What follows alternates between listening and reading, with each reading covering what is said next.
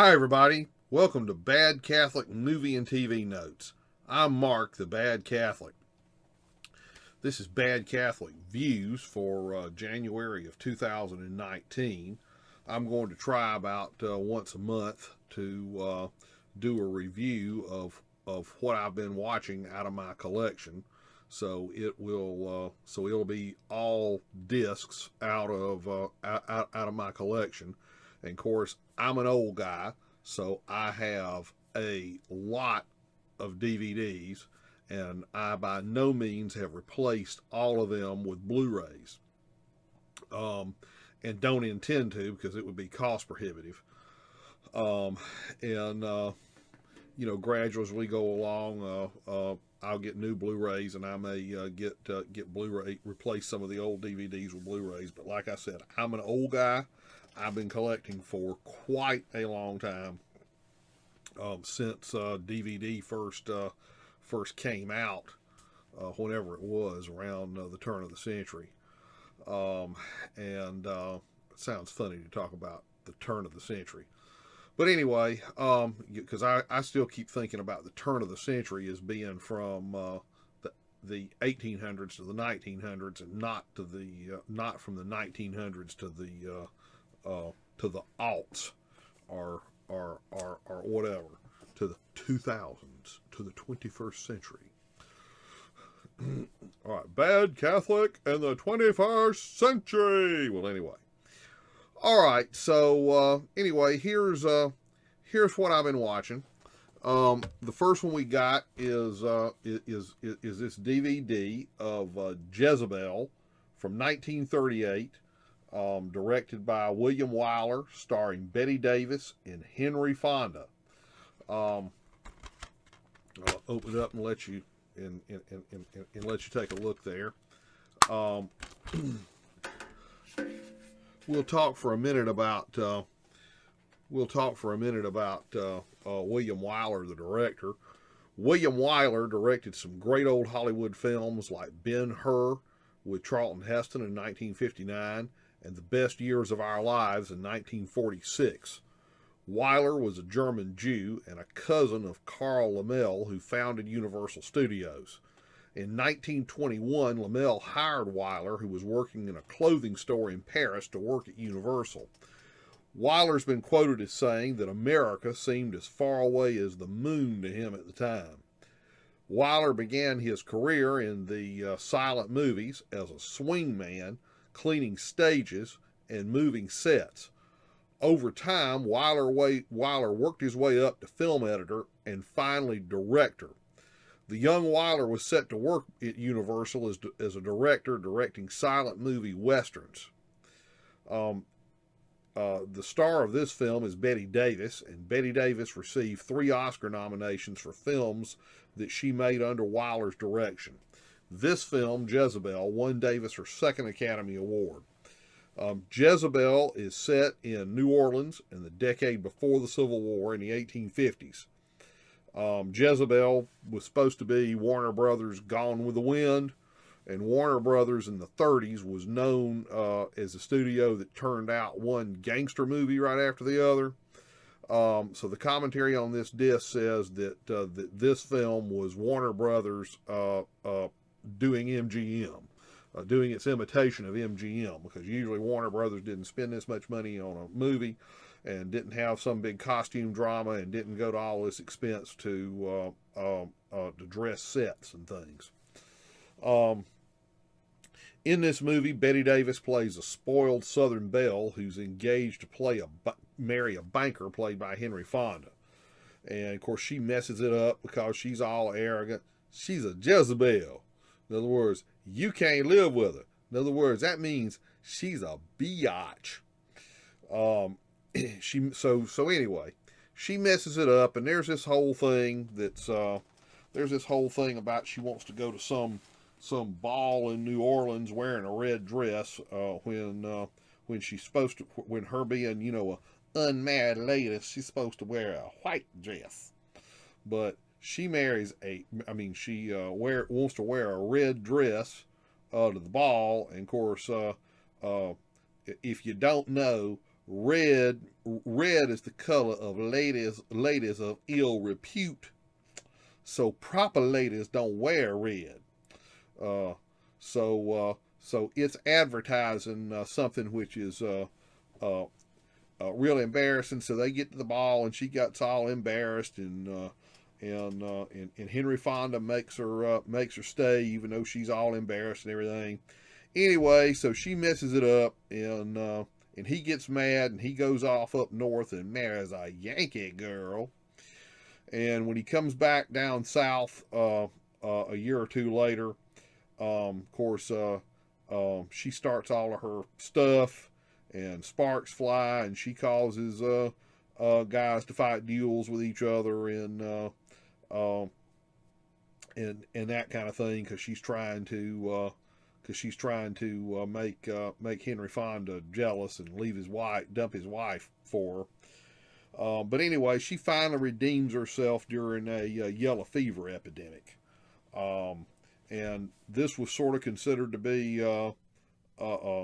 supposedly according to Hollywood lore, being cast in the lead in this was Bette Davis's consolation prize for not getting to be Scarlett O'Hara in Gone with the Wind. Who knows? All right. Well, the next one that I took a look at, and once again, this is one of my ratty old DVDs, and this was a Criterion DVD. So this was it's a Criterion two disc set, 2-disc DVD set. So with lots of extras. And this is Rebecca from 1940, directed by Alfred Hitchcock. And I hope that I don't have to tell any of y'all who Alfred Hitchcock was. And it stars Laurence Olivier and Joan Fontaine. It's sort of a it's kind of a mystery. It sort of starts off looking like it might be a gothic horror movie, because Laurence Olivier is a recently widowed rich English nobleman, and he meets Joan Fontaine, who's a poor girl who's working for some rich lady as her paid companion. And he picks her up over on the French Riviera, and marries her, and brings her back to Olivier's estate, Manderley, which is in Cornwall. It's based on a novel by Daphne du Maurier, and Daphne du Maurier wrote lots of stuff about Cornwall in England. And a long time ago, I have read Rebecca. As a matter of fact, it's right over there, under all of these stacks and stacks and stacks of stuff. So if I needed to, I could actually lay my hands on my copy of Daphne du Maurier's Rebecca, which, like I said, is over there in that corner. And I know that it's amazing that in this mess I can actually find anything, but I actually can. I actually know where things are at. It's incredible. But anyway, it turns out that Manderley is not haunted by the ghost of Olivier's first wife, Rebecca. In the novel, this is old enough, I think I can give you a spoiler. So if you hadn't seen this, hadn't read the book, and you're going to, don't listen. Okay. I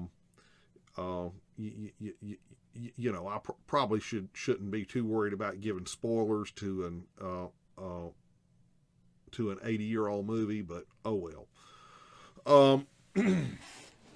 So in the novel, it turns out that Olivier actually shot his first wife, Rebecca, that he murdered her. And of course, the production code wouldn't allow that in the movie. So so in this, it turns out that that Olivier's character that it was an accident. That her death was an accident. That he pushed her and she fell and she died. But anyway, it's still a gothic. And of course, it's directed by Hitchcock, but it's not really an Alfred Hitchcock movie. I mean, it's kind of, like I said, to me, this is more of a gothic thriller than it is a Hitchcock movie. It's not a Hitchcock thriller. There's a whole bunch of stuff on the extras on this disc about that this was made in partnership with David O. Selznick, and that Hitchcock kind of did what Selznick wanted him to do on this. But it's good. If you hadn't seen it, you need to pick that up and watch it. And of course, it is on a Blu-ray. I don't think that Jezebel. I don't think there's a Blu-ray of Jezebel. I think this DVD is all that there is. There is a Blu-ray of Rebecca, and it's good. And the novel's good too. Like I said, I read the novel years ago, and it's good. Okay, well, the next one is from 1941. The Maltese Falcon, my creaking old DVD set of The Maltese Falcon. 1941. Directed by John Huston, starring Humphrey Bogart, Mary Astor, Peter Lorre, and Sidney Greenstreet. This set, and we can sort of take a look at it. And this is, and there is a Blu-ray of this that has that from what I could tell looking on Amazon, it looks like the Blu-ray has all the same special features that this 3 DVD set had.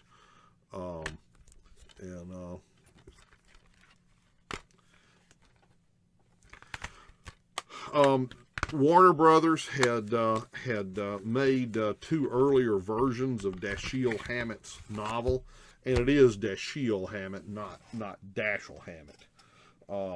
Because I saw, if you go on YouTube, there's an interview with one of his old, from the Merv Griffin show or something in the 70s, in the 60s or the 70s, from one of Hammett's old mistresses, and she says it is Dashiell Hammett, not Dashiell, because apparently it was some old family name that Hammett has. So it's Dashiell Hammett, not Dashiell Hammett.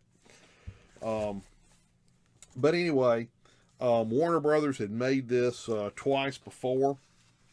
In 1931, they'd made a version of it starring Bebe Daniels and Ricardo Cortez. And they made another version in 1936, which is a comedy version, and they changed the name of that, and that's called Satan Met a Lady. Both of those earlier movies are in this set. And when I looked on Amazon, it looks like they're also on the Blu-ray. So I watched both of those, and the 1931 version with Bebe Daniels and Ricardo Cortez is interesting. It's very interesting because it's a pre-code movie. So Bebe Daniels, runs around in her slip. There's shots of Bebe Daniels in the bathtub. Any excuse to show a little skin, show a little TNA, they do it. It's made plain in the movie that Sam Spade, Ricardo Cortez's character, that's the same character that Humphrey Bogart plays. That's Dashiell Hammett's private eye. It's made plain that Sam Spade spends the night.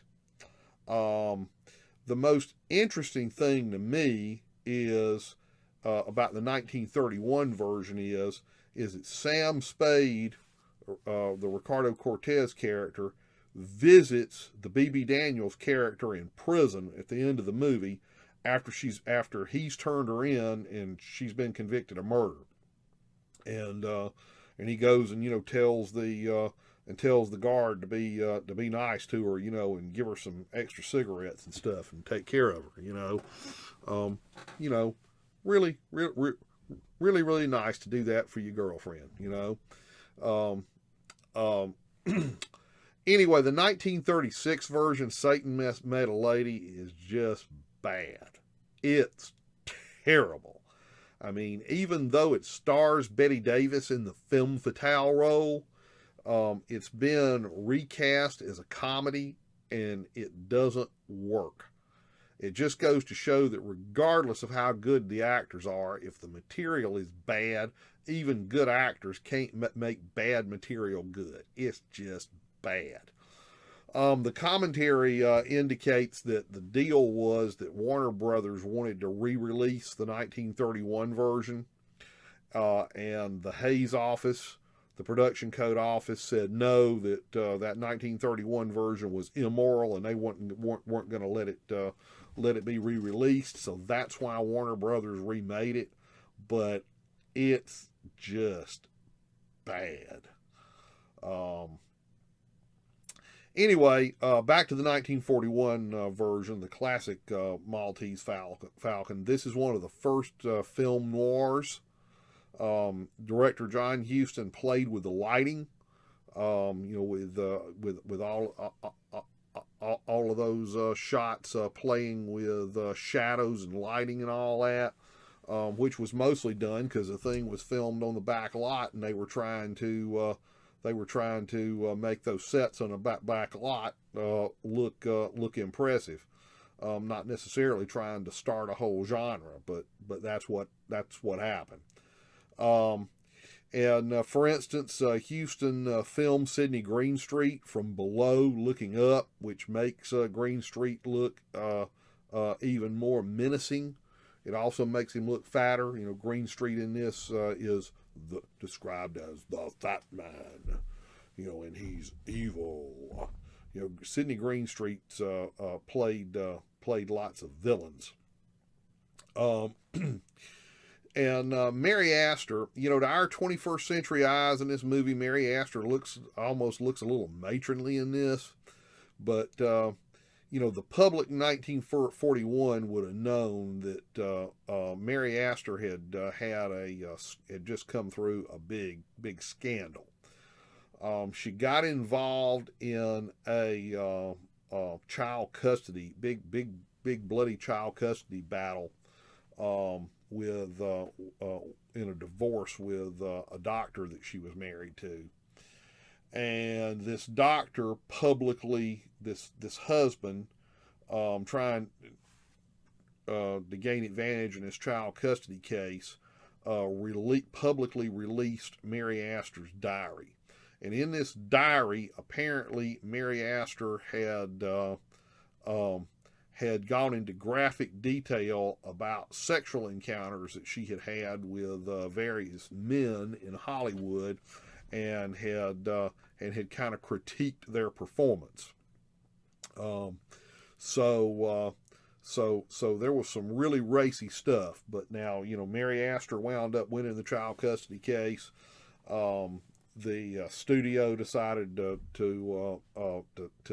stick by her and not, invoke some morality clause and throw her out and fire her.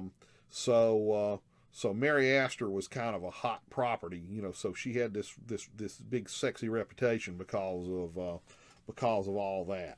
I mean, and don't get me wrong, Mary Astor's a very attractive lady. It's just that they don't necessarily make her look too sexy in this. But of course, this is a movie made under the production code, so there's really all the sex in the movie is all implied. I mean, it's just broadly implied that Sam Spade and Bridget O'Shaughnessy, Mary Astor's character, have slept together. It's just broadly implied, but there's nothing like the 1931 version where it's just explicit that Sam Spade spent the night. no running around in a slip, no bathtub, all that stuff all that stuff in the B.B. Daniels and Ricardo Cortez version. Which I might add, that 1931 version is also a lot lighter film. I mean, it doesn't have that gritty, hard boiled film noir attitude to it. It's a lot lighter, bubbly kind of film. And even though it doesn't depart too much from the book, Ricardo Cortez didn't play Sam Spade with the hard boiled manner the way that Bogart did. The character played by Peter Lorre, Joel Cairo, in the Dashiell Hammett novel. He's explicitly gay in the Dashiell Hammett novel, but the production code once again wouldn't allow that. So it's just broadly implied. And of course, Sidney Greenstreet had been a stage actor, had been a prominent stage actor, and this was like his first movie, and he was actually intimidated by the camera. He was in his early 60s, and this made him a movie star. And he died in the early 1950s, and he only really had a 10-year career as a movie actor. But he's really good in this.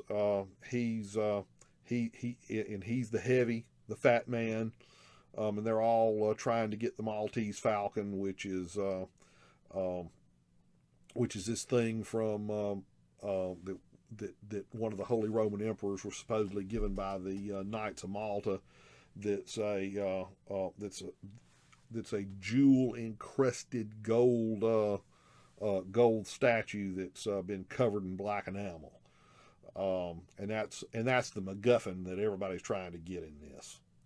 Okay, well, the next movie that I watched is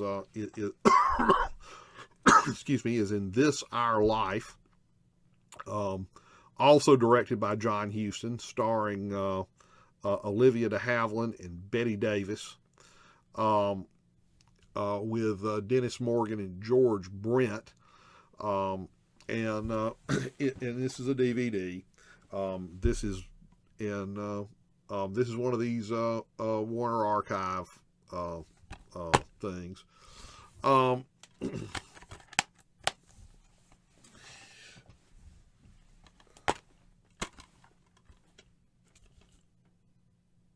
Although this is a press disc, it's not.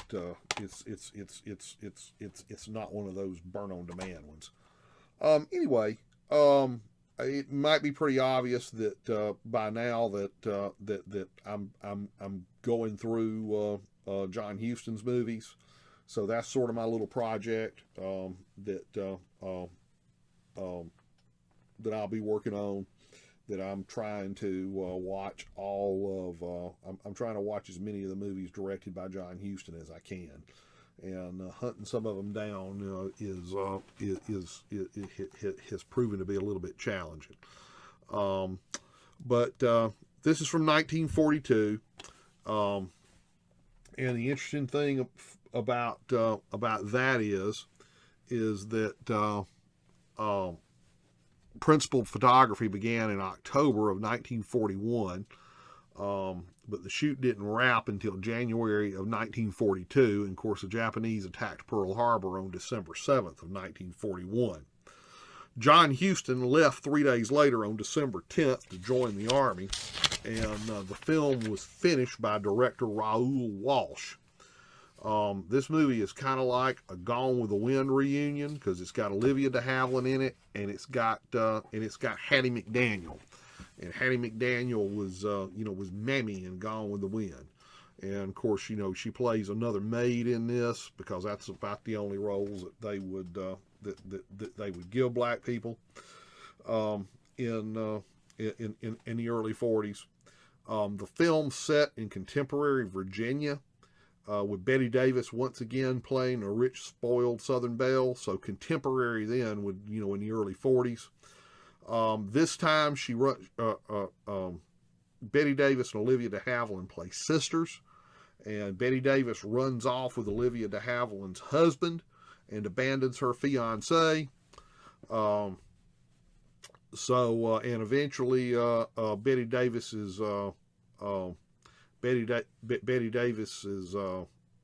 new boyfriend, the one that abandoned Olivia de Havilland to go run off with Betty Davis, he winds up killing himself, and Olivia de Havilland winds up married to the one that Betty Davis ran off with, and that's George Brent, the actor. The most notable thing about the movie is its frank treatment of racism. Looks like we got a lot of glare here. We'll have to work on. It's got some pretty frank treatment of racism. I know this is really bad YouTube, you guys, and I'm not going to go back and edit this. What you see is what you get. You're going to get the raw footage here. This is just something I do just as kind of a hobby, just to have something to do, something fun to do. So I'm not trying to win any Academy Awards here, so I'm not going to go back and edit this or anything. I've seen some of these guys on here that have some of these really slick productions, and I'm very impressed. But the most notable thing about this movie is its frank treatment of racism. When Betty Davis's character gets drunk and is driving the car and runs over and kills a pedestrian, she blames it on a young black man who works as George Brent's character's assistant in his law office. Back in the day, you could read law in a lawyer's office and study law that way as an apprentice instead of going to law school. And that's what this character is trying to do. Anyway, it's just it's real good, and it's a real interesting little film. I recommend it. Okay, well, the last one is the only Blu-ray that I've got in this group. And like I said, I'm an old guy, so I got lots of DVDs. And that's Aguirre, The Wrath of God, and I had never seen this before. I was familiar with it, but I hadn't watched it before I got this Blu-ray. I remember when I was in middle school and high school. I remember looking at the entertainment section of the Atlanta Journal-Constitution, and like this movie played at an art house theater in Atlanta for years. I remember seeing it. In the entertainment section of the paper, but I never saw it. And this is from Aguirre, The Wrath of God, from 1972, directed by Werner Herzog and starring Klaus Kinski. There's a dub version, and it's on this. There's an English dub version. It's on this Blu-ray, but the movie was made in German, and so I watched it with German with subtitles. So you got a movie about Spaniards that's in German. Go figure. But anyway, it was filmed on location in Peru, and this movie is a masterpiece. And I'm not the only one that thinks so. Danny Perry, in his book Cult Movies from the late 80s, says it's a masterpiece. Roger Ebert said it was a masterpiece. It's a really good movie. It looks incredible on Blu-ray. It was filmed on location in Peru, and there are all these scenes like where there are these hundreds of extras with pack animals coming over this little bitty trail over this mountain. And of course, they actually had to do that. and then they're out on this river on these little flimsy rafts, and of course they actually had to do it. I mean, there's no special effects in this thing. They had to do a bunch of this stuff, and they had to live out in the jungle, go out in the jungle, out in the middle of nowhere. Um, this is about Spanish conquistadors, and they're looking for El Dorado, the fabled city of gold, that the Spaniards were convinced was somewhere in South or Central America. This is loosely based on some real stuff. Aguirre, Lope de Aguirre, was a real Spanish conquistador, but director Werner Herzog admitted that he made this story up, although it's very loosely based on real events. There's all kinds of interest. Klaus Kinski was a real interesting character, and listening to Herzog's commentary on this led me to go on Amazon streaming and Amazon Prime and watch Herzog's documentary about his relationship with Klaus Kinski, and that's called My Best Fiend. Not My Best Friend, My Best Fiend. It's been rumored that that Herzog had to pull a gun on Kinski and hold a gun over him to get him to stay and finish this movie. Herzog said that's not exactly true. Said that Kinski had pitched one of his fits, and that Kinski had a Winchester lever-action rifle with him, and he started shooting in the camp they were staying in. And matter of fact, shot into some tent where the extras were sitting in there playing cards, and shot one guy's finger off. And Herzog took the rifle away from him, and said when Kinski was threatening to leave and not come back, that Herzog told him, "Well, I've got your rifle. Don't make me use it." And so then Kinski finished his scenes and finished the movie. So Herzog said, "Well, it's not true. I didn't pull a gun on Klaus to make him finish the movie. I just threatened to pull a gun on Klaus." So it's really interesting. Another real interesting true fact is that the 35 millimeter camera that Herzog shot this film with, he stole from the Munich Film School. It's just it's really, really interesting. This thing was done on a shoestring budget, and it's a masterpiece. I mean, this movie is a work of art. It is stunningly beautiful. It's got a bunch. It's you could talk about it forever from a philosophical standpoint. Of course, now it's about some not very nice things. It's about these conquistadors that are that are dead set on trying to find gold, and they don't care who they have to run over. And of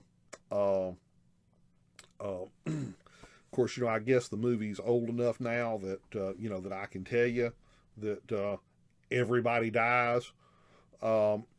It's a very brutal film, but how can it be pretty and violent and brutal and a masterpiece at the same time? It is. It just is. Francis Ford Coppola has said that he was very heavily influenced by Aguirre in the way that he shot Apocalypse Now, and that this movie is one of his influences. And so I highly, highly recommend Aguirre, The Wrath of God. If you hadn't seen it, go get it. Pick that up. And the movie just looks absolutely stunning on this Blu-ray in high definition. I mean, this movie looks as good for an almost 50-year-old movie. It looks as good as it's going to look. It's absolutely gorgeous. Shot with a stolen camera, stolen from the Munich Film School. Okay, well, that's it for this edition of Bad Catholic Views here on Bad Catholics Movie and TV Notes. I'm Mark, the Bad Catholic. Thank you for watching, and I will see y'all next time. Bye.